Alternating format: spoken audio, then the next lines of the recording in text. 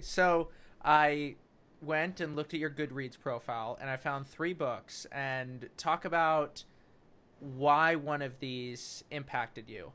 The You can pick The Custom of the Country, Pride and Prejudice, or Liars in Love. The Custom of the Country is an underrated novel. That's a novel by Edith Wharton, an American writer, and it's underrated for a couple of reasons. Firstly, the main character is an anti-heroine. She's a female sociopath, and there aren't that many female sociopaths in literature or even in film. But when they are depicted, it can be really interesting. And the the sociopath in of the Country is a gold digger. She's this beautiful girl from a humble, modest background, some small town in America. And she's beautiful and charming, and she marries into sort of old money in New York, and then divorces the guy and devastates him. And then she marries an aristocrat in Europe and divorces that guy and takes away some of his family heirlooms, and ends up with someone from her small town in America who has discovered oil. So he's a billionaire.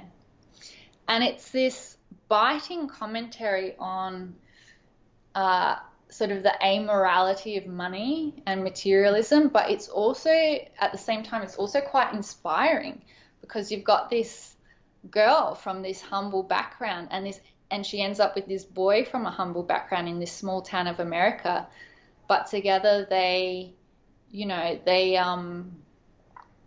dwarf these old money families in Europe and New York. It's just really it's scary but inspiring at the same time, and it reflects something about America that I can't quite put my finger on, but it's a great novel.